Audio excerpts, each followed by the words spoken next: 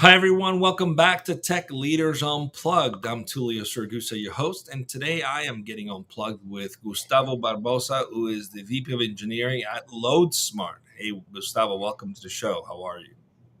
Thank you very much. Super happy to be here. Great. We're having an interesting conversation today. The topic of the conversation is about transparent leadership and how to grow teams under a culture of trust. Now, this is a very timely topic considering that in the past year, a lot of trust has been eroded, especially in tech, with large companies that historically were very safe, that changed the name of the game in the past year with massive amounts of layoffs.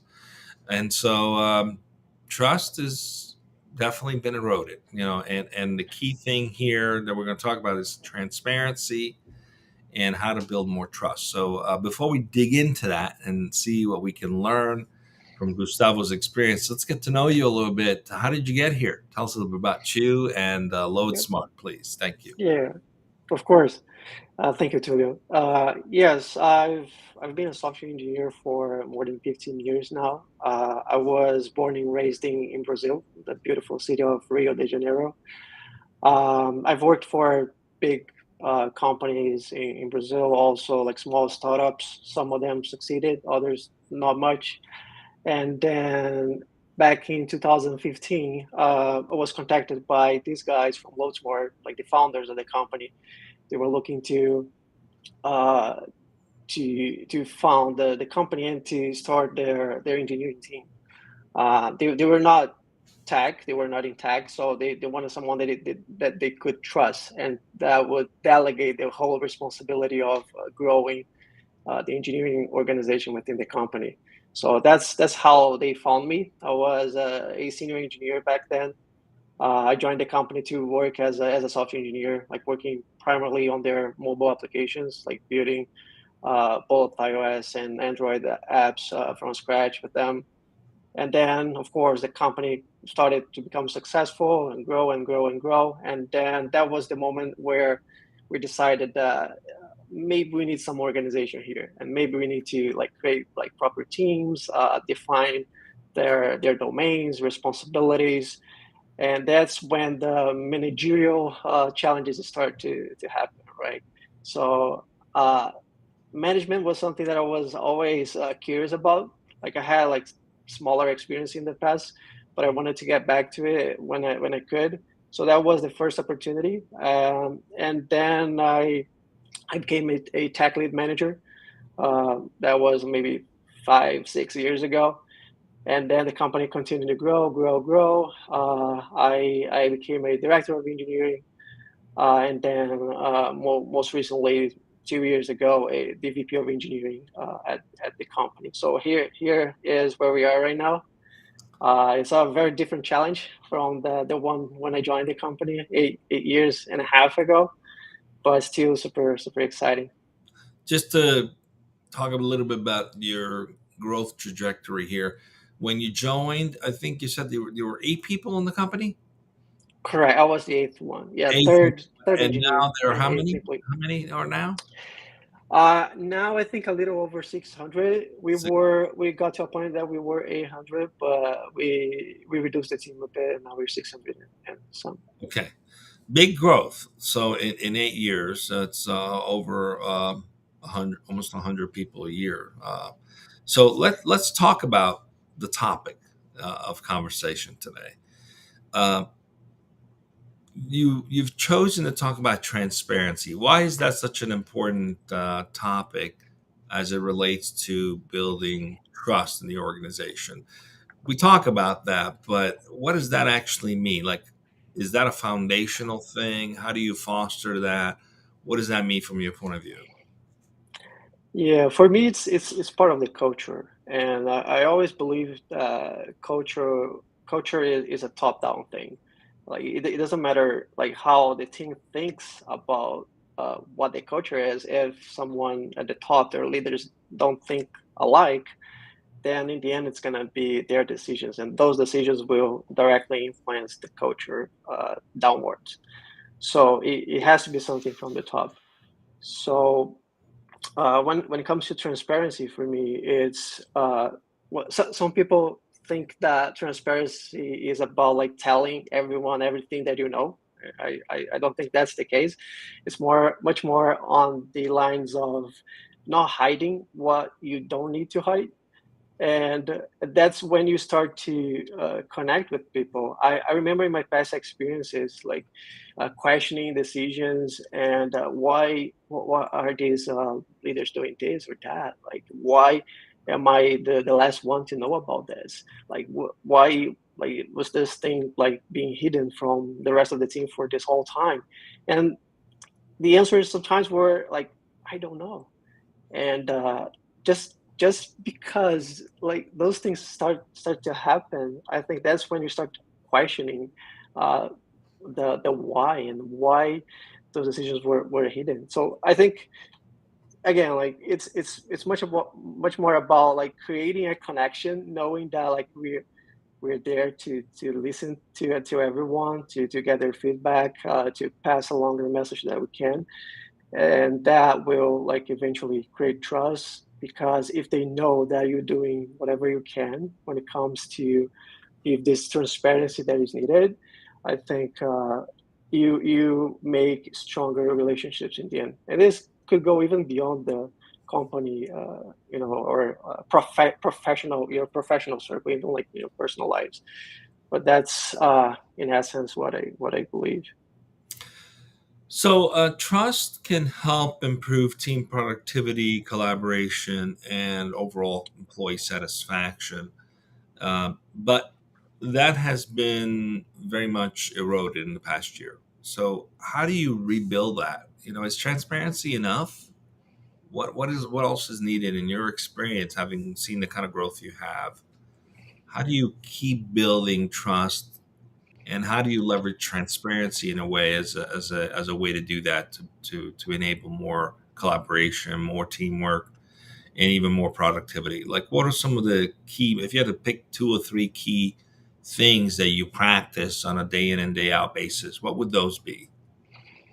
Right.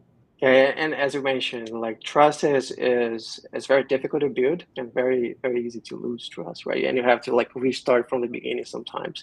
So that's why we have this in our minds all the time.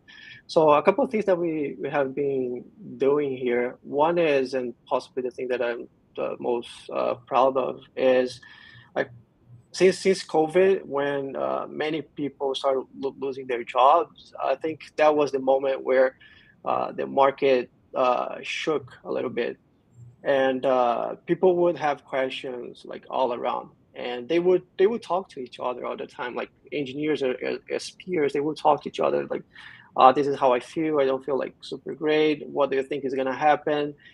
And that was the moment where I started to see this happening over and over again, knowing that were like parallel conversations like happening in the background. And I saw that as an opportunity to, to be closer to the team and to make them like listen directly from myself and the other leaders. So so we started to do what we call our engineering town hall meeting. Some companies call this all hands meeting. We were all remote at that time, also because of COVID, of course. Uh, and we would have like live surveys and Q&A sessions that people would ask us questions. Back at that time, it was only me, but people would send me questions in an anonymous way. So I don't know who is asking the question. They could like ask me whatever they want. And in here, you have to be prepared, because some of those questions, they're tough. But I would much rather like hear those tough questions and give them a chance to hear directly from me than not listening to anything and keep them like talking to each other and not knowing exactly what is the answer from someone at the leadership level of the company. So we started doing this every single month. We still do it. Questions, they come in all flavors, like salary, or is there a round of layoff coming? Why can't I don't know, like work from a different country? Everything. Of course, we needed to have like someone from HR working together with us because most of the questions they were like more towards HR. But we created this group of people. Me now the CTO as well, some our HR business partner that would answer those questions like live out of the bat, and that started to create some like trust because people know that okay, if he's lying, it's very difficult to lie and for us not like feel that that's a lie. Like it's kind of like because like you're making up something, you like people can tell that. And, like when you're talking to engineers, like those are super smart people, right? So they know, they feel it. So that was a chance for us to tell them like this. This is like simple, honest question. Like you ask me, I give you an answer. If I have the answer, I'll give it to you. If I don't, I can like try to find it. But that was, I think, for me, one of the best things that we have done. Other than that, I think we're trying to also provide more clarity on the situation of the company all the time, like financials. Like we share with them where we are, like being super honest. Like this is the situation. If it's good, it's good. If it's bad, then those are the things that we need to improve. But connecting them to the reality and not hiding what doesn't need to be hidden is what we have been practicing, and I believe that we're collecting good results now. Okay, so it sounds like you guys are being proactive in your transparency. You're seeking out opportunities to share the details of what's going on in the company. What about the decision making process? Is that something you guys are sharing in those town halls? And how are you balancing issues of privacy with the transparency? Have you guys landed on something that's working better than than not? What are your thoughts on that? Yeah, privacy is a very important topic. In our case, because again, like our end goal is to be honest. Uh, even if they, if even if the answer is not the answer they were like expecting to hear, but like if someone asks me something that I cannot share, I'll simply say, unfortunately, I cannot share details about this. And if you have another topic, we can like happily discuss it. But this is a decision that I cannot make myself, and that's good because that's enough for them because that's also transparency. That's them knowing that I did all that I could, and but even with that being the case, there are things that I can talk about and things that I cannot. So, like again, like just being honest, even if the answer is not exactly what you're expecting. Now, there's some people that challenge the ability to be transparent as something that can't be measured in terms of business outcomes. What are your thoughts on that? Can you create metrics around transparency? Can you quantify the benefit? Yeah, that's a good question. I see maybe two or three ways of getting metrics around this. I think one is definitely turnover rate.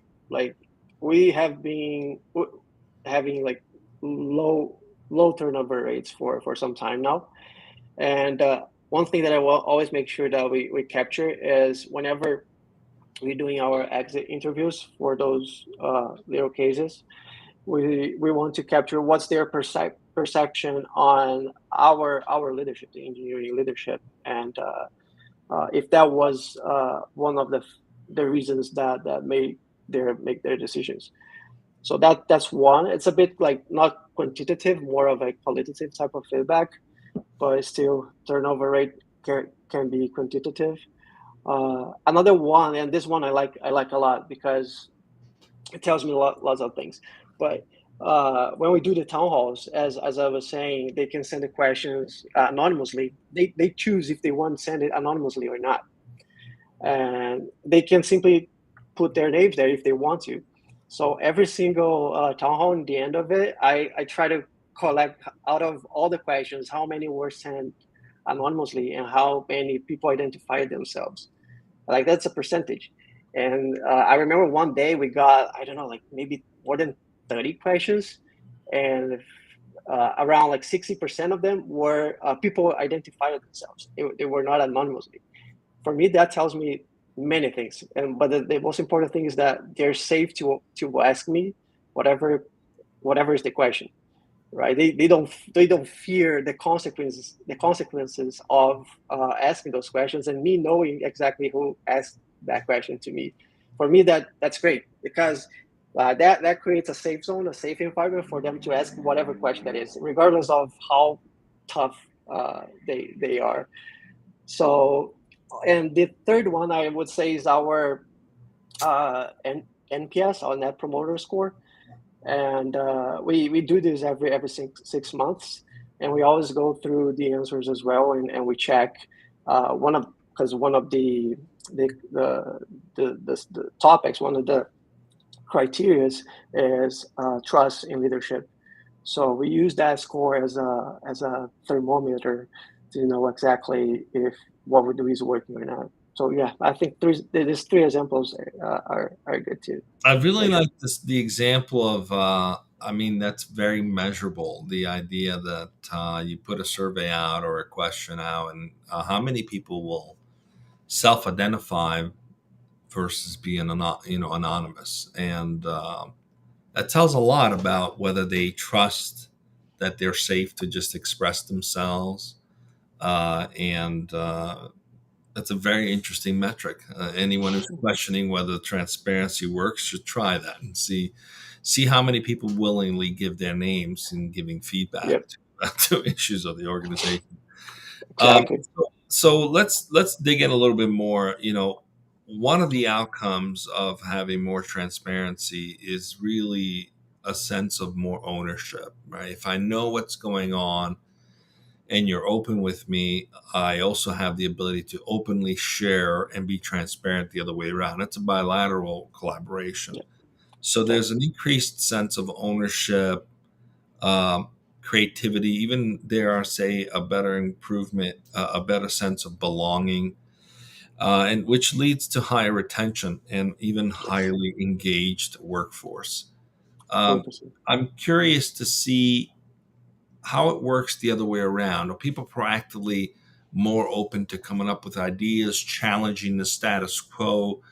What have been some of the benefits of along those lines? In terms of more creativity, innovation, people taking more ownership. Have you seen that come to life more as you began to be more transparent and more engaging? For example, in these monthly town halls. Absolutely. Yeah, you nailed it. Engagement is definitely the first thing that you see as a consequence of this.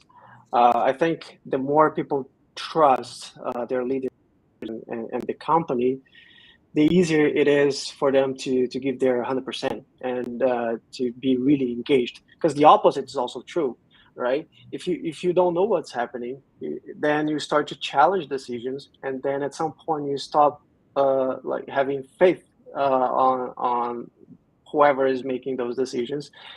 And whenever you being asked, or you are given a task, uh, if you're not in a good day, if you're not in a good mood, if you don't feel like they're giving to you whatever you're giving to them, then it's very difficult to be your true self and to deliver the best thing that you can.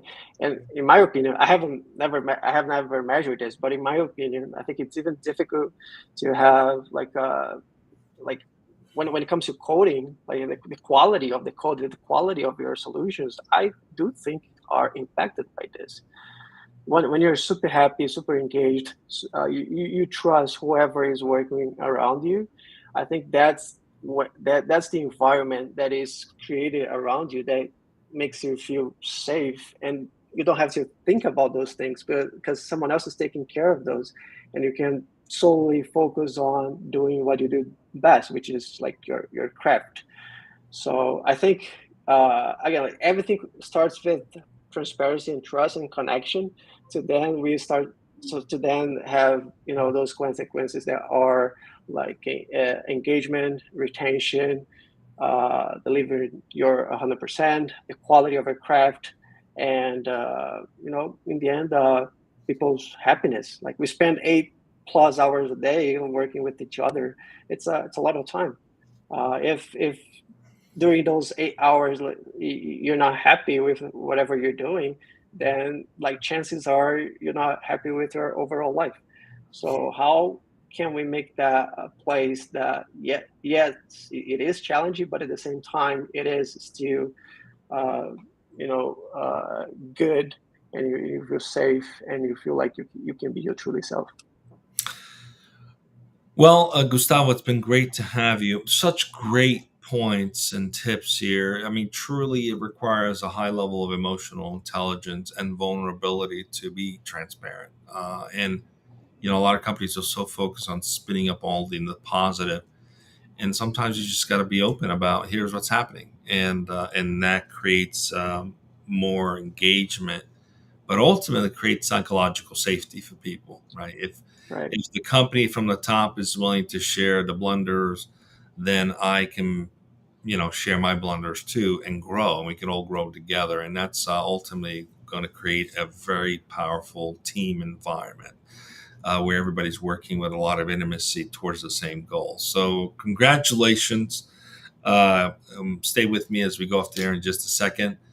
It's been great to have you. So, next week, come back. We're going to have more shows. We're going to have Prashant Strode is the co-founder of Theorem Labs. That's going to be on the 24th. We're going to have Wesley Belden, CEO of Raise Financial, on the 26th. And we're going to have Irv Lustig, optimization principal of Princeton Consultants, on the 27th. So come back next week as we dive into more topics and get unplugged with these technology leaders. So have a great weekend, everyone, and thanks for joining us. Thank you very much.